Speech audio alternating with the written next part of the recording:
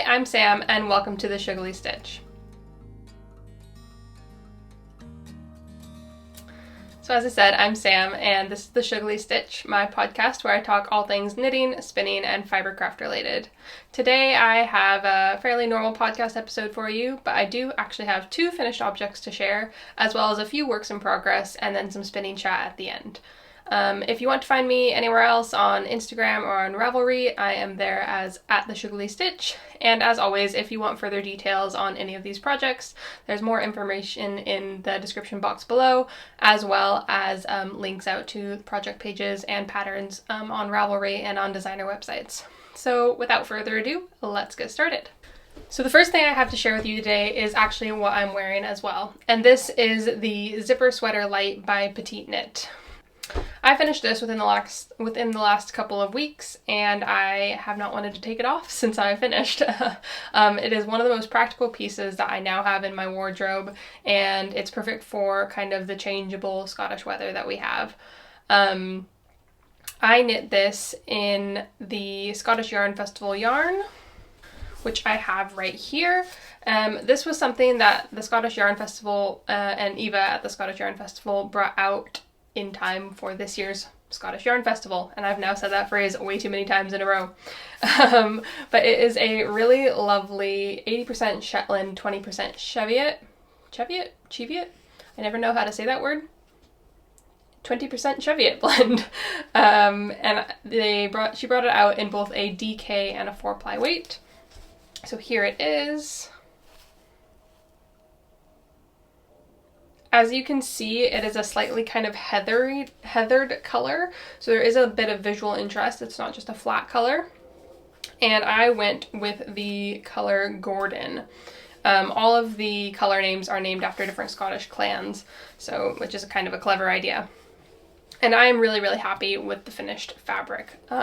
It isn't super soft, but it also isn't super scratchy by any means. Like, I'd say it's a little bit more rustic, but definitely I can wear it next to my skin. I've obviously got, like, this is a tall collar, and I can wear it on my neck zipped up. Like, I can feel that there's a little bit of maybe itchiness or a little bit of prickle, but I do tend to be a little bit sensitive towards wool, so it's not bad by any means. And I am really happy with how it worked up in this project as well. I ended up knitting the size small on this project, and I talk about it in a little bit more detail on my most recent episode, so I won't go into too much more additional detail here. But basically I just didn't want as much ease as Petite Knit calls for in the pattern as written. I think some people look great with a lot of ease in their projects, but I already had like a commercially made kind of sweatshirt material quarter zip, and I really liked how that fit me. So I knit this to a similar size. I otherwise pretty much knit the pattern as written. So I used 3.5 and 4mm needles, and ended up, I think, with about 6 inches of positive ease. I'll put pictures in here and measure it for certain, but as you can see, there is quite a bit of, like, there's plenty of space in it for me. Also just a note, if I end up looking at my wrist, it's not because I want time to go quicker, it's because I am looking at what the video is showing me on my watch. So I'm not being distracted, I'm just trying to see what's happening in the video, because as I'm filming with the back camera, so I can't actually see what's happening unless I look at my wrist. So not ignoring you, just seeing what's happening on the camera. But yes, so I had pretty much finished most of this on my last episode, aside from one sleeve, and obviously I finished both sleeves. I would say I maybe could have done them a little bit longer. Like, they're certainly not too long. They're not too short. Like, I wouldn't say they're bracelet length, but they could have afforded to be a little bit longer if I was going for that extra kind of cozy look. But at the same time, I'm kind of happy I didn't make them longer, because I barely ended up with enough yarn as it was. Well, correction, I had a whole extra skein, obviously, but it's nice that I didn't have to break into this skein and then can choose to do something else with this or give it away in the future. I guess the next thing to talk about would be actually the zipper insertion, because that is what's interesting about this about this sweater, the fact that it's a zipper sweater. As you can see, it works well. I can zip it all the way up. I don't tend to wear sweaters zipped all the way up, but I could if I wanted to if it was really cold outside. The actual insertion of the zipper was fairly straightforward, so I ended up just using the video that Petite Knit provides. She's not the one who's recorded it, it's clearly someone else, but the video is really straightforward. So you'll probably have seen information about this before, but there is a facing on the inside. So hopefully you can see it there. You knit this facing and then you have to sew that down to the inside of the fabric. And then you kind of have like a little envelope to insert each side of the zipper in. So the facing goes all the way from up here all the way, well, the collar is like double thickness, so this is naturally, it has a facing built in, and then you have stitches on hold here, which you pick back up at the end, and then knit this skinny strip of facing all the way down both sides, and then you knit about 1.5 inches longer of the facing just here as at the bottom as well. Hopefully that's in frame. So that was all fairly straightforward, and the sewing it down was fairly straightforward as well. I have inserted zippers into different projects before, not knitted projects, but I have made like zippered project bags, so I kind of understood the mechanics behind that. And then the hand sewing it down actually wasn't too tricky. The guidance video was really straightforward, and it made everything really clear about what you needed to do. I would say that the bottom part is maybe not 100% perfect if you look really closely, but it's a very dark yarn, and so I don't think you can really tell that it's maybe a tiny bit off. And overall, I'm really happy with how it turned out. I feel like it looks really professional. I could see myself making another one of these, possibly a couple more of these as gifts, because I do know a lot of people that, like in my immediate family, that would wear a project like this, but it won't be anytime soon. But aside from actually installing the zipper at the end, the project itself is not like any more difficult than kind of a standard raglan sweater, or like a cardigan. The knitting part is not particularly hard. So overall, I'm super happy with this project. I'm really glad I made it. It's probably one of the things I'm most excited to wear recently, and yeah, really thrilled with it. My next project is actually the only other Petite Knit thing that I've ever made. So it's a very Petite Knit heavy episode, but these are the only 2 projects I've actually ever made by her, so I don't know, funny coincidence. And it's another sweater! Who would have thought me 2 sweater finished objects in one episode? Shock horror. This is the April cardigan, and I started this back in like May. And then the knitting was done, I don't even know, probably like in September, aside from the button band, and then I had major issues with the button band because I decided I wanted to change it up.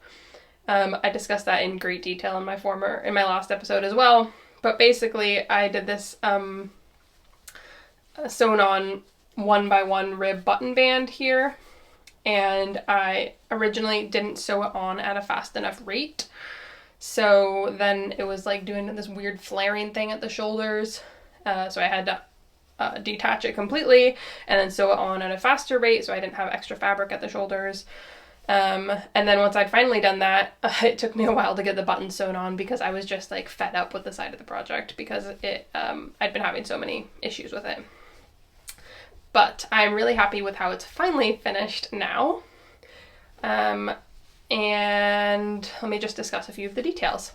So I knit this in size medium. Again, I didn't want a super oversized project. I wanted kind of a cropped sweater, cropped cardigan that I could wear over dresses, and actually even with high-waisted pants. That's just how I've been wearing it lately. Again, I use 3.5 and 4mm needles.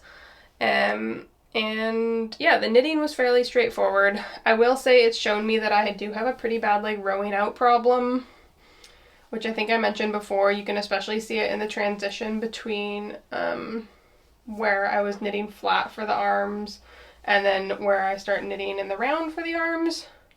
So I may need to investigate knitting my pearl rose with a needle one size down in the future, but it doesn't make it completely unwearable, so, and it's not like I'm gonna undo it now, but it's just something to keep an eye out for the future. I feel like you can see it a little bit in the zipper sweater, but for whatever reason, perhaps this yarn just doesn't show it as badly.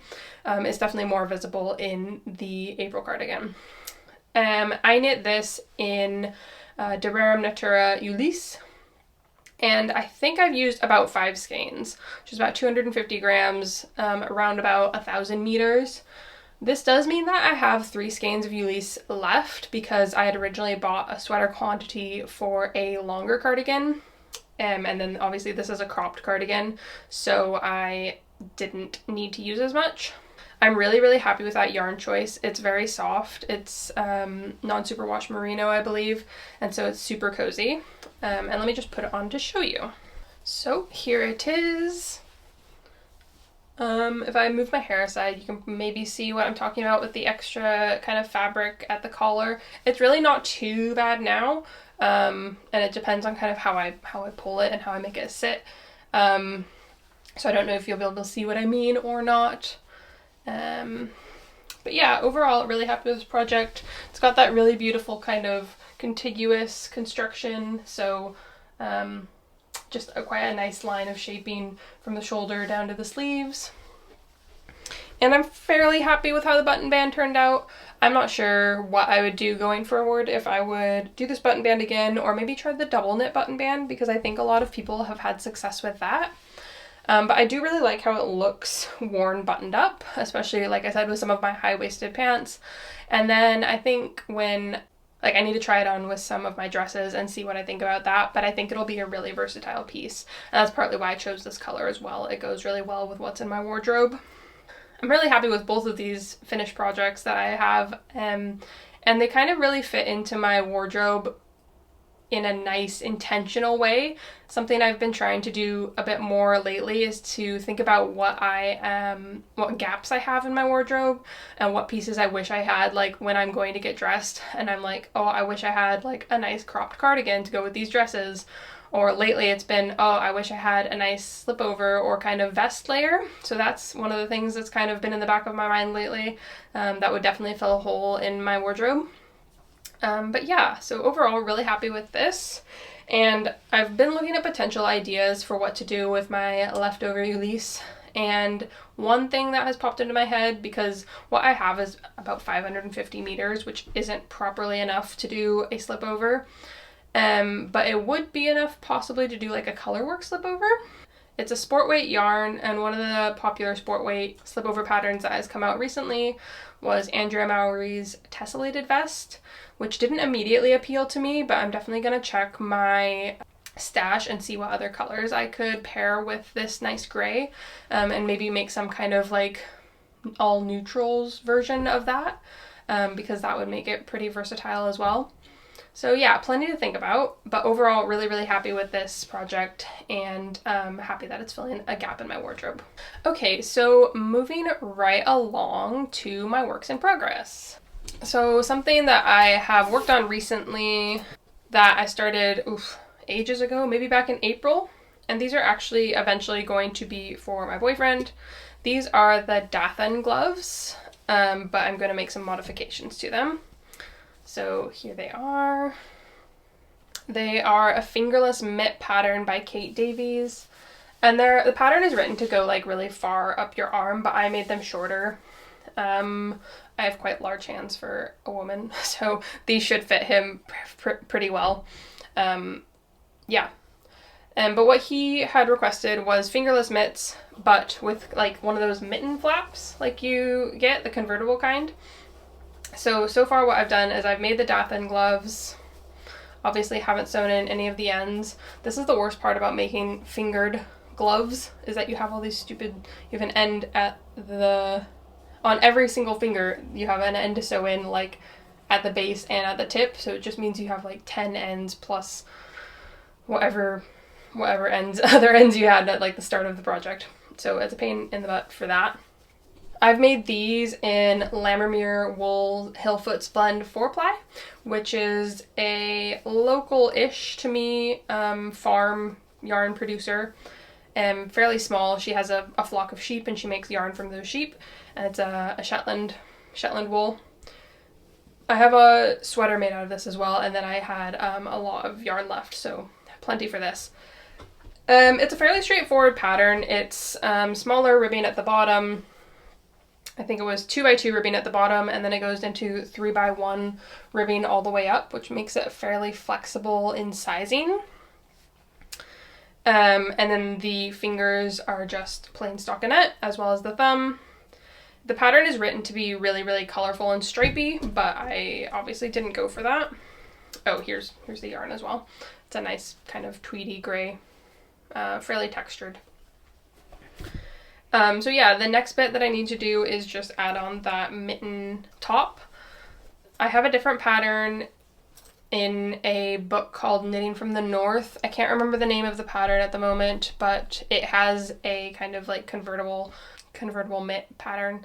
So I'm going to add that. I think all that happens is basically you pick up stitches at the top of the hand, and then it's almost like knitting the top, like the toe of a sock. So you would pick up some stitches and then cast on an equivalent amount of stitches and then knit in the round till it's long enough, and then you would just basically make the toe of a sock. So I just need to do that. It probably won't actually take that long. It would be nice to have them done before the winter is over. I'm making these in size 2.5 and 3mm needles. And the whole reason behind wanting fingerless mitts was because when you're walking the dog, it's really nice to have something that just allows you a little bit more dexterity than either gloves or mittens. But then obviously if you have the convertible part, you can warm your fingers back up once you're like done using your hands for whatever purpose you needed to. So that is the intention. I've been considering making some for myself as well. But I just need to wait and see what this finished project looks like and then decide if I actually want something like that. Because something else that has been appealing to me lately, I watched Isolde's latest video, which covered all the Knitworthy 7 patterns, and I actually have that collection in my library because I was a test knitter for that collection. So I already have there's a fingerless mitts pattern in there, which includes like a super long cuff that you can either roll over or unroll, so it kind of looks like it serves the same purposes and keeps your fingers warm without having to knit the like actual fingers, which is the part that I really dislike about making fingerless mitts. So I may consider doing that pattern as well, but we shall see. So that is my first work in progress. My next work in progress is a new cast on, which I haven't got very far on, and it is the Mistake Rib Cowl. It's a pattern, free pattern from Purl Soho, and I'm doing this in hand spun. And I don't know if my parents watch this, but mom or dad, if you are watching this, please stop watching now because this is a gift. So yes, but yeah, I'm doing this in my hand spun. So here's the yarn, and hopefully you can see it's like a deep brown, but it's got some pops of purple in it as well. This is a percentage of Shetland, alpaca, there's some silk, and then the purple is like just some random wool I had in there, and I blended it all together. The alpaca though is kind of what makes it special because my mom bought that for me when I was home a couple summers ago, like right after I'd started spinning. She had a friend who had alpacas who was selling some fiber, so she bought that for me, and so I thought it would be nice to make her something that included some of the fiber that she bought for me, or like, here, look, this was your friend's alpaca and it now is a garment that you can wear. I really like that kind of idea, and I think she will too, hopefully. Okay, I had to stop the video and check my phone storage settings, so if the framing's a little bit different, that is why. But yeah, as I was saying, my mom has always liked everything else that I've made for her, or at least she pretends to, so I think that she will like this cowl as well. So I should be able to get that done pretty quick. That really hasn't taken any time at all to get as far as I have so far, so yeah, that's positive. Okay, the next thing is also a new cast on, and it is what has been taking up the majority of my time lately. And that's because I also decided that I wanted to do another gift knit. Yeah, again, parents, stop watching, or continue not watching. I am also working on something for my dad, and he has always been someone who is hard to knit for, which is fine. Like, not everyone wants or needs knit items. He doesn't tend to wear big jumpers. He has really large feet, so I have considered making him socks before, but it is just something that'll take a really long time. Like, he has both like really long and kind of wide feet, so I don't know. I've made him kind of like a hat and a scarf over the years, especially when I was younger, and I think he did use them, but yeah, he just hasn't ever really been someone to use tons of like knitwear. So yeah, that is fine. But I have finally figured out something that is a good project for him, which is a blanket. He didn't used to use blankets lots, but for kind of some medical reasons, he tends to run a bit colder now, so he tends to use a blanket when he's kind of at home sitting in his easy chair. So I thought I could make a blanket. So that's exactly what I've done. And I think if I gave you one guess, you could maybe make a guess about what pattern I've used, because it's the pattern that seems to be like the hot thing. This, wow, how old do I sound? The hot thing. This kind of Advent season. And it is the Sweet Shop Blanket by Laura Penrose. I'm, however, clearly not doing it to pattern as far as like gauge. I am using Drops Air and 6.5 millimeter needles, so I think that's a 10.5 US, and I'm using Drops Air held double. Part of this is because I only decided that I wanted to do this in mid-November. I decided kind of last minute that I would be going home for Christmas, so I didn't have a ton of planning time. I think I might just leave this up here. It's very cozy. Yeah, I didn't have very long to start working on this. The pattern I think is written for a DK weight, but it's really flexible. Like, choose an appropriate yarn and appropriate needles for that yarn, and you can kind of make it, make the squares as big or small as you want. So as you can see, one of my squares is maybe, I'm gonna say 8 to 10 inches. Yeah, maybe about 9 inches. I think I measured 5 squares wide is about 44 inches right now, so they're about 9 inches wide a piece. And obviously that's kind of changeable, like it is garter stitch, so it could stretch or block bigger. I haven't decided if I'm going to try and block it wider than that or not, but I'm aiming for roughly a 4 foot wide by 6 foot long blanket.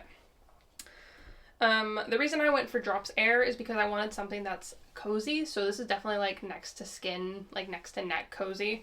And I don't think it's overly difficult to care for. I mean, I wouldn't just be like sticking it in the washing machine, but also how many times do you need to really wash a blanket? So I will make sure to tell both my parents, like, don't just stick this in the washing machine and the dryer, because then you will have a much tinier blanket. But I don't think it's like overly fragile, especially not held together, held double. And so it's soft, and secondly, it's not as heavy as some yarns of this thickness. I wouldn't say it's like you can see the drape, so it's obviously got some weight to it. But my thing with knit blankets or crochet blankets or blankets made of yarn in general is that they often just tend to be like really, really heavy, which I don't think is necessarily my preference. Like, I don't want to feel like I'm being squished by my blanket. I want it to kind of drape as well. So I thought the Drops Air would kind of be a nice balance, because it is that kind of blown yarn. So it's actually like a skein is very light. So I am using 7 different colors. So as you can see, the gray is the consistent color that I'm using, and then I'm using a different kind of contrast color. And I haven't really planned out each, like the layout. What I'm trying not to do is I'm trying not to have the same color right next to each other, or like I'm trying to have them not, I wouldn't do the red and green and another red. I'm trying also not to do it like diagonally across from each other, so I would try not to have red there and also red here. which has been mostly successful. I think I've made one mistake in that so far, but it's not particularly noticeable. And the colors I am using are, there's a lot. This is Peacock Blue, and all these details are also on my Ravelry, so go check that out. This is Ruby Red. This is Anthracite or Black. This is Navy Blue. This is White, like color 1, I think. This is Olive Green. And Forest Green as well. And then I don't have the ball of gray up here, but that is, I think, light gray or soft gray, one of the two. It's not the darkest gray there is. So yeah, that's how it's turning out so far. I think I'm almost, let's see. 1, 2, 3. I'm 3 squares away from having a 5x5 square. So I guess I've done 22 squares, and my calculations mean that this is roughly 44 by 44, so I think that is probably wide enough, because 4 feet is 48 inches. I can maybe stretch it a little bit wider with blocking. I think I'd rather try to stretch it wider rather than add a whole other column of squares. And then let's see, 6 feet is 72 inches. 72 minus 44 is 18. Yeah, 18 more inches of each of them. So I need at least 10 more squares. Like 2 more rows of 5 plus the 3. So at least 13 more squares. And then I will remeasure and reassess the situation at that point. I've ordered a lot of yarn. I really should have done like my estimating better before I ordered yarn, but I was worried that if I waited too long to order the yarn, like if I knit a square and then measured it out and then ordered the yarn, I wouldn't have it soon enough. That would have been the sensible thing to do. That is not what I did. So I have more than enough yarn at the moment. I think I ordered about 3 of each of the contrast colors, and then a lot of the gray. Each of these squares, or like one ball of this, will do 2 and about a half contrast. So I guess that means each ball does about 1.5 squares. Yeah, each ball does not quite 1.5 squares effectively. So you do the math on how much I've used so far. I don't know exactly. I'll add it all up at the end and see what's left. And then if I have yarn left over, I think I would actually really love a cardigan in drops there. So depending on what I have left over, we'll see. Otherwise, it would make a really good accessories. I think a lot of people, like I could easily make gifts out of those or make some accessories for myself. So yeah, either way I will end up using it, and I'm really happy with how it's turning out so far. So if my math is correct, I feel like before I calculated that I needed way more than that, but I think I was calculating that I would need to make it 6 wide. So if I only do it 5 wide, that obviously like is a lot fewer squares that I need. So we shall see, and we shall see what options blocking gives me. I'm not necessarily planning on having it done before I'm actually home for Christmas, because I am leaving in about 10 days. So if I have to finish up a little bit when I actually get home, that is fine. It will definitely not be plain knitting, because as it's modular, this is not like, I can't see the person sitting next to me on the plane being happy that I have this ginormous lump of fabric that might be spilling over onto them while I'm sitting on the plane. So probably that cowl is what I'll be working on the plane.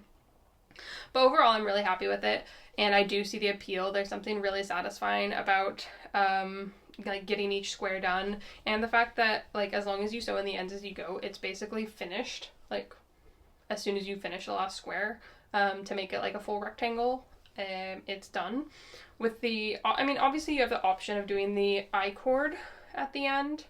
I might do that because you can see that this is not a perfectly straight line here where I've attached my squares.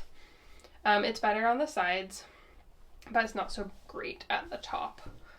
So yeah, I'm assuming probably most people have seen this, but how it works is you kind of start at one bottom edge of the blanket and build out. So this was my very first one, and then I did this one, no, this one, then this one, then this one, then this one, and then you keep adding them on the tops and the sides, and go along like that. You could choose to do it, like how the pattern's written is for this to be the very bottom, and then, but you could choose to do it like an entire strip and then start again at the bottom and add another entire strip. So it's kind of really up to you. Once you kind of understand how it works, it's fairly straightforward. I'm not going to go into too much detail because I think a lot of people will have already seen it and talked about it. But yeah, once you build this bottom square, you start from here, do short row, increase on either side, building it out wide, and then you decrease. And then for the next square, you pick up stitches here, and then you increase along this side, and then you decrease again.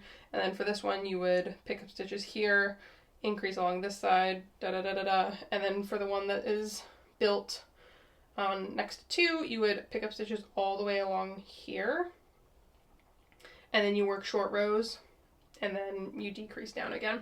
So yeah, it is really straightforward. I'm enjoying it a lot, but because it is, I'm trying to do it on a deadline, because this is what I always do to myself with gift knits. This is the main thing I've been working on. This is mostly what's been taking up my time, which is fine. I'll be really glad to actually be able to give my dad something, because like I said, it's so hard to have figured out something to give him before. And I like the idea of giving someone a blanket when I do live so far away from them, because it's kind of like a hug when I'm not there.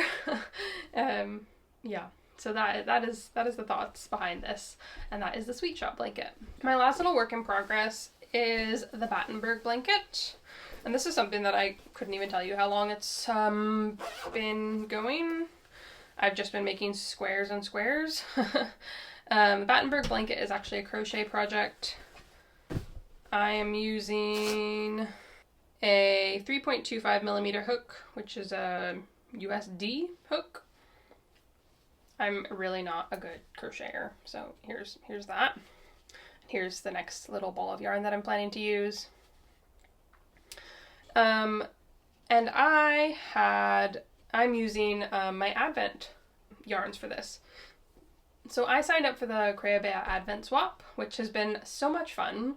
I chose the 25 10-gram minis thing and swapped with someone who lives down in England, and yeah, it's just been a lot of fun. So obviously, rather than buying a bunch of, or buying an Advent, I sent my person 25 10-gram minis, and she sent the same to me. And you could choose whether or not to do little extras. I did a few little things here and there and included a final kind of thing for the end. I'm not going to say what, just in case she watches. Like, I don't really know that she does, but just in case. And I think she has done the same for me.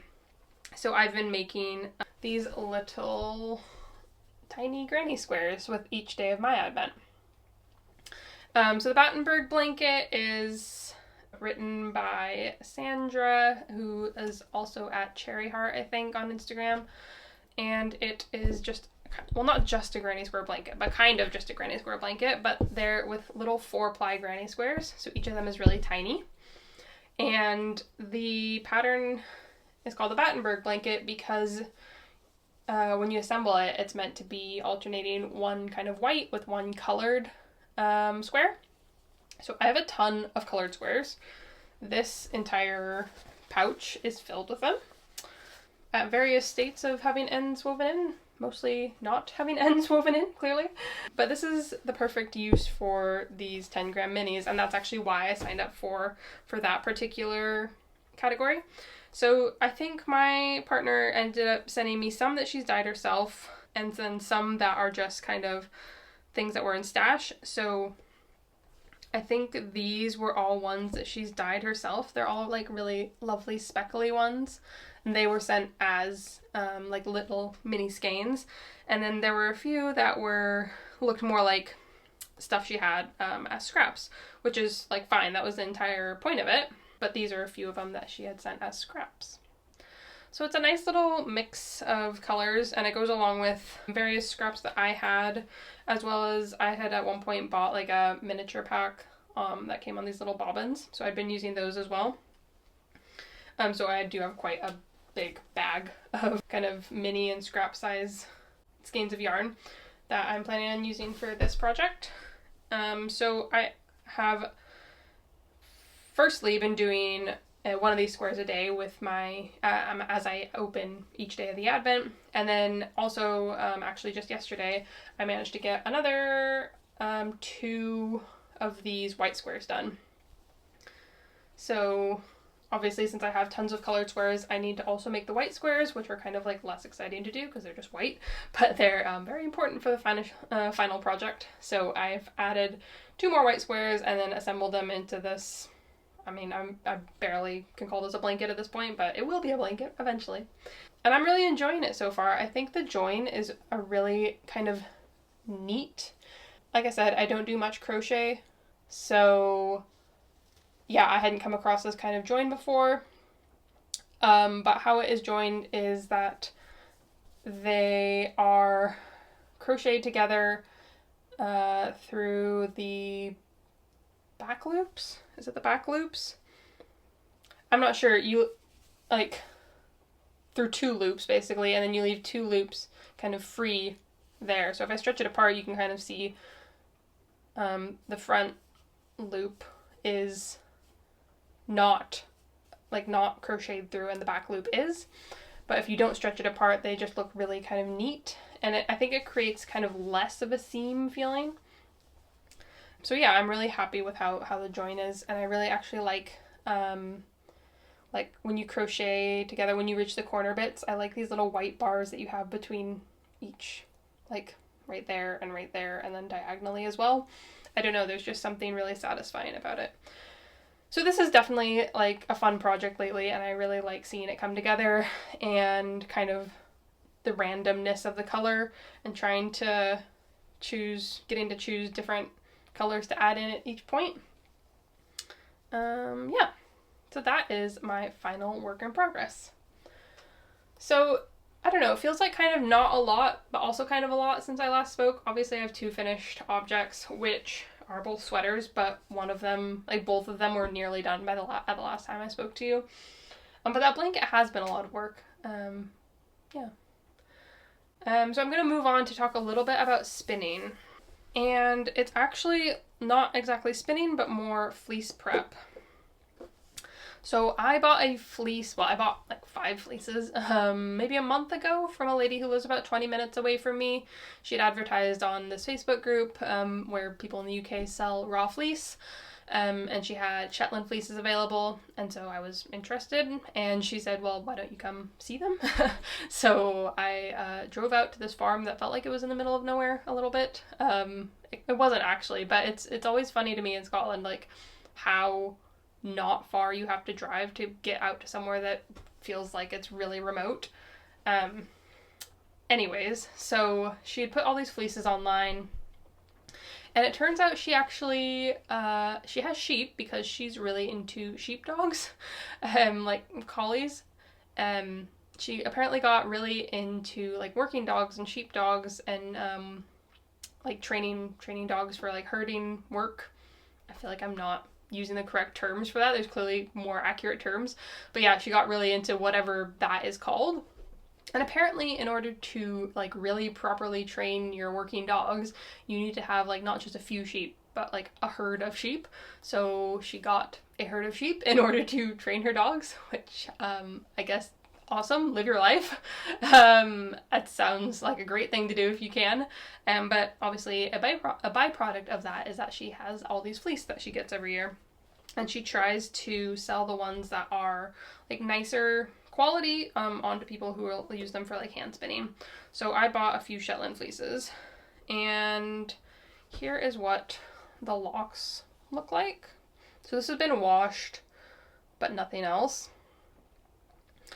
What I thought was interesting, I mean, I'm not like the most experienced person at buying fleece. I bought a few online with questionable results. Some were fine, some were not. This one I should have like reminded myself again what you're supposed to do when you go look at a fleece. But it's an interesting color. It's kind of got this white gray base, and then the tips are a little bit more bleached. And it's really soft and like really crimpy. So that part, great.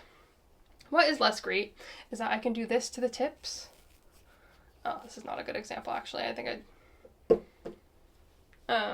so yeah, the tips of some of them will just kind of like pull right off. Maybe I found some good ones.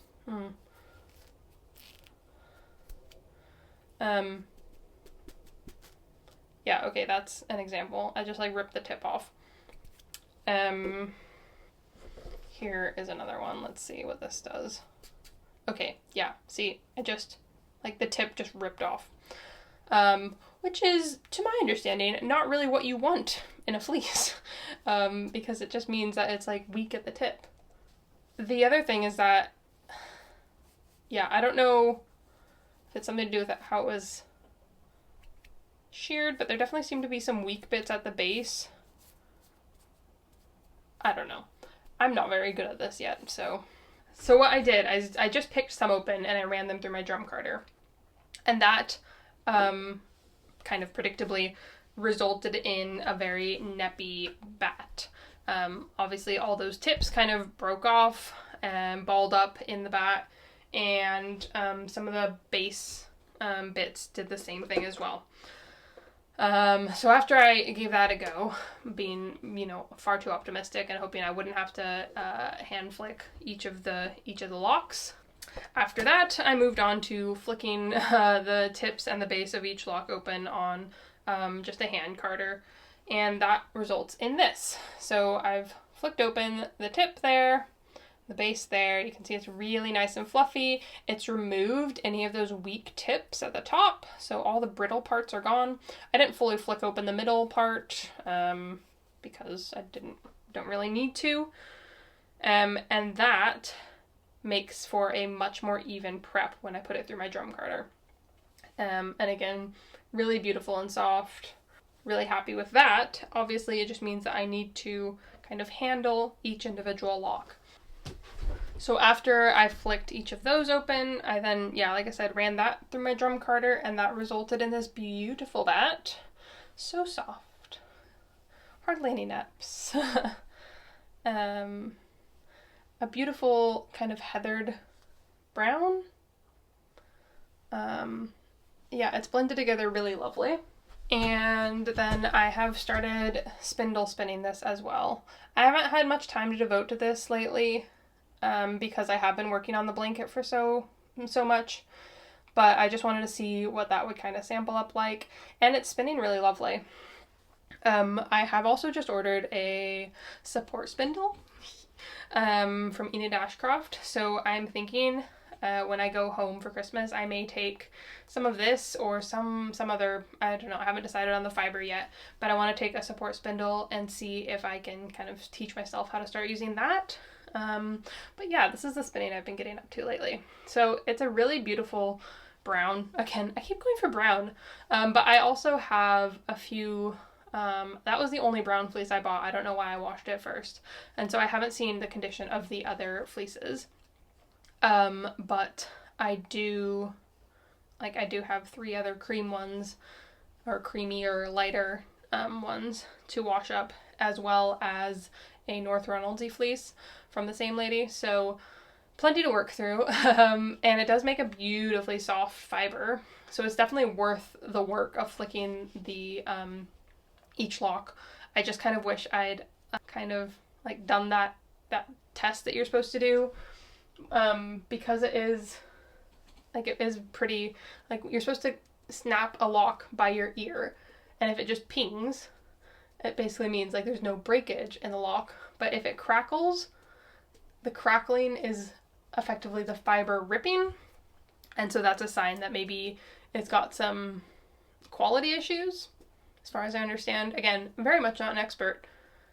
So some of these, if I'm just holding onto the tip and kind of pulling on it, you can definitely hear that crackling. So I just need to be a little bit more like remind myself what I'm looking for when I go buy fleece in the future. It's a bit tricky because, like I said before, in the UK, I just feel like the market is different than in the US. Like, to be fair, maybe I just haven't been to the proper shows, but it doesn't really feel like as many people are catering to hand spinners in the same way, or at least not in a way that's easy to find online. Like, there seem to be a few individual producers, but it just doesn't seem to be on the same scale as in the States. And especially like with the condition of the fleeces as well, it seems like it's a lot more common for them to not be coated and to be a little bit more VM heavy. So yeah, it's just interesting. So that is where I'm at on spinning. I would like to kind of get going on that a bit more, but I'm trying to focus on getting this blanket done first because I do really want to have that done and it is on a deadline. But once I'm done with that, my New Year's plans. A lot more spinning, a lot more fiber prep. I think that's pretty much all I have to share right now. Oh, actually, one last thing. One last pretty exciting thing is that my copy of Echoes by Susan Crawford arrived, and this is a project that I was a sample knitter for, so you can see it says, "Dear Samantha, thank you for your support." Not that it was a great hardship, to be fair, but my name is also in the back in the list of sample knitters. Just here, Samantha, that's me. So yeah, that's exciting. Aside from like having my name in the book, which is whatever, it's really nice. But also the book is absolutely beautiful. There's definitely some projects that I think I will want to knit in here. Some of the Fair Isle ones are gorgeous. Like, look at this cardigan. Lovely. Oh, there's actually a round yoke sweater that I thought looked like a lot of fun. This one here, because you could use all kinds of different colors on it. But overall, it's just a really beautiful book, like all Lina Publishing books are. And I think, like, I do have one of Susan's other books, the Vintage Shetland Project, which has a bunch of patterns in obviously a vintage Shetland style, but I think these projects are much more wearable. This is interesting as well. Like, look at this little tank top situation. I don't know, maybe. So anyways, it's a nice one to add to the library, and I'm really happy to have been a part of it, and now really happy to have a copy of it. So I guess that's like my acquisitions section, this book. So yeah, I think that's all I have to share with you today. It's been great chatting to you guys as always. If any of you have been working on any projects like this, I'd love to hear about it. Or if you have any fun Advent projects that you've been working on as well, I'm always up for hearing about those. Or like, what about any ongoing projects? Do you have any that like, kind of like my Battenberg, that just, you know, are gonna take forever and you're okay with that? As always, I'd love it if you could give this video a like or a share, comment below with anything that you found interesting or anything you want to hear me talk about in the future. And if you could subscribe as well, I'd love that. I think I'm nearly to 500 subscribers, and I'm hoping to do some kind of giveaway or something exciting when I actually do hit that point. So yeah, all very exciting. Thanks for watching, and I will see you again next time. Bye!